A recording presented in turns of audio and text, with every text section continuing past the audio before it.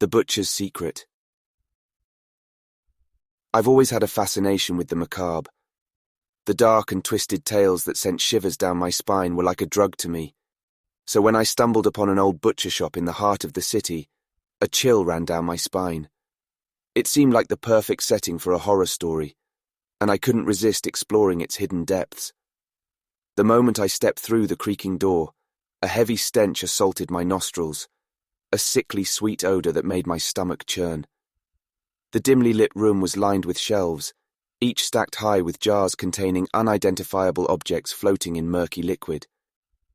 The sight alone was enough to send a shiver down my spine. I ventured further into the shop, my footsteps echoing against the cold, tiled floor. The walls were adorned with faded photographs, depicting sinister figures in blood-stained aprons. The air was thick with an oppressive energy, as if the very walls were alive with malevolence. I couldn't resist the temptation to explore the back room, where the real horrors awaited. As I pushed through the heavy curtain, my heart raced in anticipation. What secrets would I uncover within these walls? The room was a chilling sight.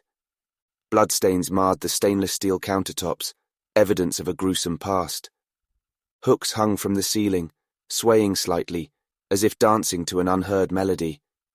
The air was heavy with the metallic tang of freshly spilled blood. My eyes were drawn to a large, rusted meat grinder in the corner. Its menacing blades gleamed dully in the dim light, whispering promises of pain and suffering. I couldn't help but imagine the atrocities that had occurred within these walls, the lives that had been forever changed. But there was something else, something far more sinister lurking in the shadows. I could sense a presence, an otherworldly force that seemed to seep into my very soul. It whispered haunting melodies, like a siren's call, beckoning me closer. As I approached the butcher's table, a sense of dread washed over me. The wooden surface was etched with cryptic symbols, stained with blood that had long since dried. It was as if this room had been a vessel for dark rituals, a place where the line between the living and the dead was blurred. Suddenly a noise erupted from the depths of the shop. It was a guttural growl, a sound that seemed to come from the very bowels of hell. I froze, my heart pounding in my chest. Every instinct told me to run, to flee from this unholy place, but something compelled me to stay. I followed the sound, my steps faltering as I approached a heavy metal door at the far end of the room. With trembling hands I pushed it open, revealing a hidden cellar bathed in flickering candlelight. The air was thick with an unholy energy, as if the darkness itself had taken form. And there, in the center of the room, stood the butcher. His hulking figure towered over me, a grotesque silhouette against the dim light. His eyes gleamed with a mad fervor, filled with a hunger that could never be sated. Blood-stained hands clutched a wickedly sharp cleaver, dripping with fresh crimson. I was frozen in fear as he approached me, his steps slow and deliberate. I could feel his malevolence, his thirst for pain and suffering.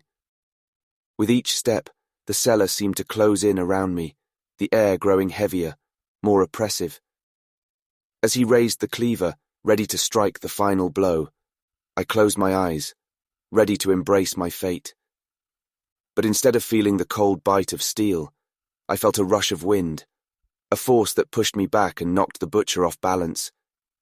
When I opened my eyes, I found myself standing alone in the dimly lit butcher shop. The oppressive energy had dissipated, replaced by an eerie calm. I fled from that place, haunted by the horrors I had witnessed. To this day, I cannot forget the butcher's shop and the evil that lurked within its walls.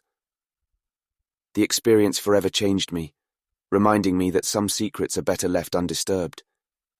The darkness still calls to me, whispering its tales of horror, but I will forever be haunted by the day I came face to face with true evil.